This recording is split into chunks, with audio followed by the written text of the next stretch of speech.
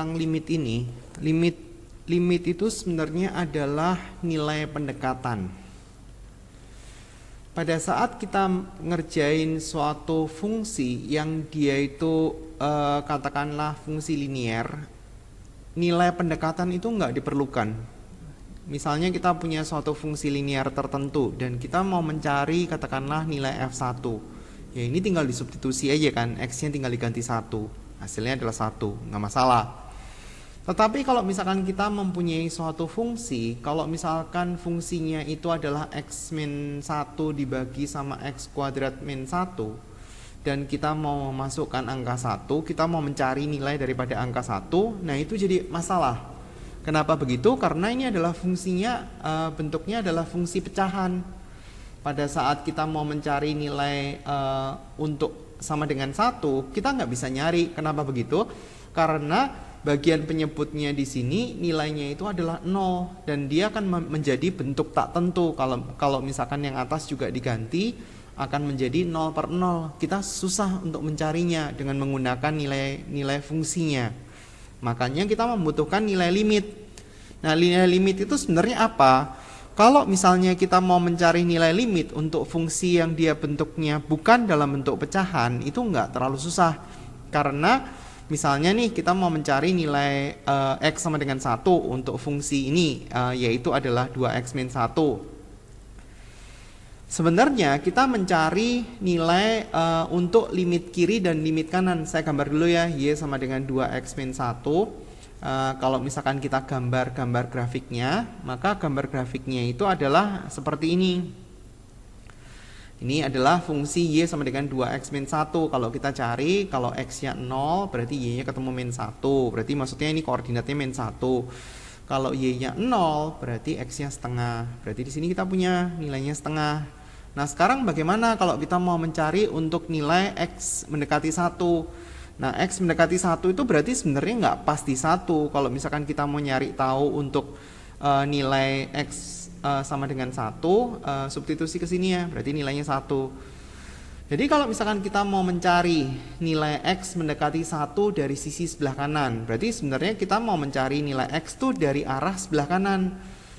Kita ngisi angka di limit ini yang angkanya itu mendekati 1 dari posisi sebelah kanan. Berapa? Misalnya ya seperti 1,000001. Kemudian kita isiin ke sini. Berarti 2 kali 1,0 nya ada berapa biji nih? Ya tinggal dimasukin sendiri. 1, sekian 1 dikurangi 1. Nah ini hasilnya berapa? Nah ini adalah hasil untuk x mendekati 1 positif. Sebenarnya kalau misalkan kita isi untuk 1 yang hampir mendekati, untuk x yang mendekati 1 dari sebelah kanan, sebenarnya nilainya ini akan mendekati dengan angka 1 juga. Ya coba aja, ini di kalkulator aja, terus kemudian diganti sebagai pengganti x, hasilnya kira-kira mendekati 1 atau enggak. Untuk yang x1 negatif, fx, berarti maksudnya x mendekati 1 dari sebelah kiri, ya angkanya kayak berapa? Ya seperti gini, 0,99999, terus kemudian kita masukin ke fungsi yang 2x min 1, cari hasilnya berapa. Nah nanti kalau misalkan kita cari, itu hasilnya itu mendekati 1. Karena limit dari sebelah kiri sama dengan limit dari sebelah kanan, saya tulis ya, limit x mendekati 1 dari sebelah kiri sama dengan limit x mendekati 1 dari sebelah kanan, maka nilai limit x mendekati 1 fx ya berarti nilainya sama dengan 1. Itu maksudnya. Bagaimana kalau misalkan dia nilai limitnya itu adalah nggak sama? Misalnya gini, kita ngambil nilai untuk fungsi pecahan tertentu, x min 1 dibagi x min 2. Saya ambil ya x sama dengan 1, x sama dengan 2. Nanti kalau misalkan kita gambar grafik, ini dia di sini ada 1, ini ada 2. Ini 1 gitu ya. Nah nanti kalau misalkan kita gambar grafiknya itu akan kayak gini. Ini asimtot. Ini juga asimtot. Sehingga kalau misalkan kita ambil nilai x mendekati 2 dari sebelah kiri fx, itu nanti nilainya adalah minus tak terhingga. Karena ini posisinya itu jauh di bawah sini. Nah ini tak terhingga kan, makin lama makin jauh sekali min tak terhingga. Kalau kita ambil untuk nilai 2 dari posisi sebelah kanan, itu nilainya adalah plus tak terhingga, karena ini nilainya kan gede sekali ini nanti di sini. Nah, dikatakan bahwa limit x mendekati 2 fx itu nggak ada, karena limit kiri sama limit kanan itu nggak sama. Jadi bagaimana caranya menyelesaikan limit aljabar? Limit aljabar ini itu sebenarnya terdiri atas dua. Yang pertama adalah limit x mendekati bilangan, yang kedua adalah limit x mendekati tak terhingga. Cara penyelesaiannya berbeda. Ini pisah ya, saya jelaskan di posisi video yang berbeda. Limit x mendekati bilangan itu ada dua kemungkinan. Kita lihat, karena di sini urusannya sama bentuk-bentuk pecahan, maka kita punya dua kemungkinan, yaitu adalah yang dia itu penyebutnya itu sama dengan 0, sama yang penyebutnya itu tidak sama dengan 0. Sekarang bagaimana yang penyebutnya tidak sama dengan 0? Ya kayak gini kira-kira. Ini kita bicara tentang penyebutnya itu yang tidak sama dengan 0. Misalnya kita punya limit x mendekati 1, 2x min 1 dibagi x plus 2. Ya karena dia penyebutnya nggak 0 pada saat kita masukin 1, ya kita masukin aja 2 kali 1 dikurangi 1 dibagi 1 tambah 2. Berarti tinggal hasilnya adalah 1/3. Ini hasilnya. Hasil daripada limit x mendekati 1, gampang. Jadi kalau misalkan penyebut tidak sama dengan 0, berarti x-nya itu tinggal disubstitusi, tinggal dimasukin ke persamaan. Bagaimana kalau misalkan penyebutnya 0? Kalau dia penyebutnya 0, ada dua kemungkinan, yaitu bentuknya itu adalah polinomial. Polinomial itu berarti pangkat 2, 3 dan seterusnya, atau dia bentuknya akar. Bagaimana kalau bentuknya polinomial? Kalau bentuknya polinomial, kita harus faktorkan. Ini ingat ya, penyebutnya sama dengan 0 ya. Kita faktorin, kemudian penyebab 0-nya itu harus bisa dihilangkan. Penyebab 0 itu harus bisa dihilangkan dengan cara nanti tinggal dicoret. Nah, kalau dia sudah dicoret, x mendekati bilangan itu tinggal disubstitusi. Sekarang kita lihat contoh. Misalnya nih, ini untuk yang penyebut sama dengan 0 dan dia bentuknya itu adalah bentuk polinom. Contohnya misalnya saya ambil limit x mendekati 1 lagi.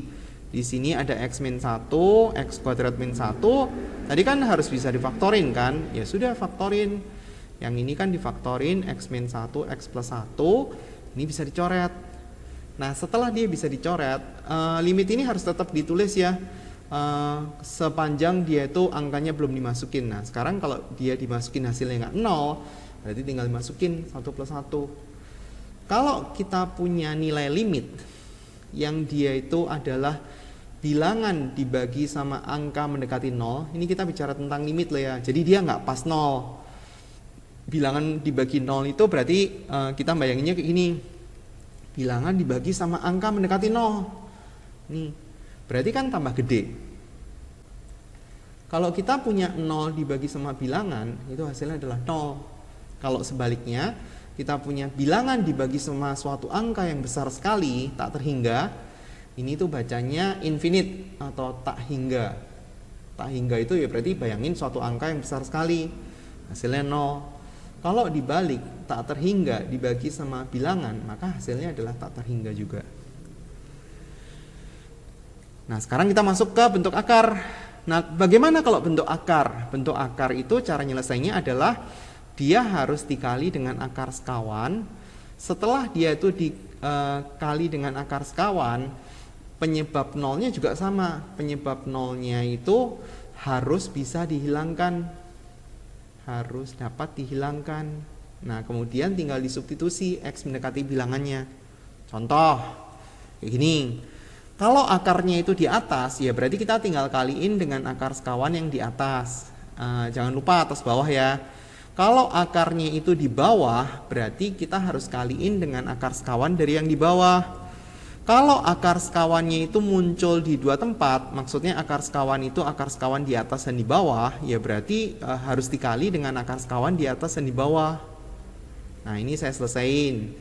Yang atas itu berarti kan kalau misalkan kita selesain kan X kuadrat minus 2X ditambah sama 1 kan. Nah, berarti kita bisa tulis penyebab nolnya gara-gara ini kan. Sementara yang satunya kalau misalkan kita substitusi X-nya ke sini, hasilnya nggak nol kan. Nah, berarti bukan itu penyebab nolnya. Penyebab nolnya itu gara-gara X min 1. Kalau dia gara-gara X min 1, X min 1-nya itu harus bisa dihilangin supaya dia bisa disederhanain. Ini tetap saya tulis ya, X plus akar 2X plus 1. Nah, di sini penyebab nolnya bisa hilang kan. Nah, kalau dia penyebutnya itu sudah nggak nol lagi, ini kan kita masukin ke sini, ini kita masukin ke sini nggak nol kan. Kalau kita hitung berarti 1 plus akar mana soalnya? 2X min 1, salah nulis soal ya. 2X min 1 berarti di sini min 1, di sini berarti min 1, ini berarti min 1. Nah, berarti hasilnya adalah 1 tambah akar 1, penyebutnya adalah 2. Nah, kalau kita masukin ke atas hasilnya 0 nggak masalah. Nah, itu hasilnya. Oke, mulai latihan ya.